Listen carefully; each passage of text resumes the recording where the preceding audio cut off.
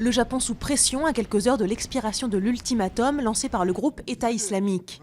Les djihadistes menacent d'exécuter le journaliste qu'ils retiennent en otage si une Irakienne condamnée à mort pour terrorisme en Jordanie n'est pas libérée. Le Japon a demandé à la Jordanie d'agir, mais ses dirigeants hésitent, bien que l'État islamique détienne également un pilote jordanien. Le gouvernement est prêt à verser son sang pour rétablir la dignité des Grecs. C'est ce que déclare Alexis Tsipras alors que son équipe se met au travail. Le Premier ministre a dit souhaiter trouver avec les partenaires du pays une solution juste, viable et mutuellement utile sur la question de la dette. Signe de l'inquiétude des investisseurs, le taux d'emprunt de la Grèce à 10 ans est passé au-dessus du seuil symbolique de 10%. Nouvelle vague d'action des routiers aujourd'hui avec des blocages de sites pétroliers, industriels et logistiques. Les négociations sur les salaires doivent reprendre jeudi matin sous l'impulsion du gouvernement. Les syndicats demandent une augmentation de 5% pour tous les salariés du transport routier, l'instauration d'un 13e mois et la suppression de la carence maladie.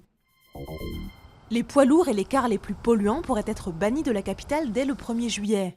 C'est ce que souhaite la maire de Paris, Anne Hidalgo.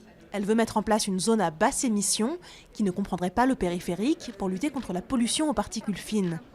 La mairie mettrait en place un crédit à taux préférentiel afin d'aider les professionnels à investir dans un véhicule propre.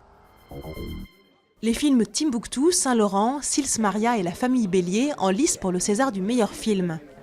Juliette Binoche, Marion Cotillard et Karine Viard concourront dans la catégorie de la meilleure actrice, Pierre Ninet, Guillaume Canet ou encore Nils Harelstrup dans celle du meilleur acteur.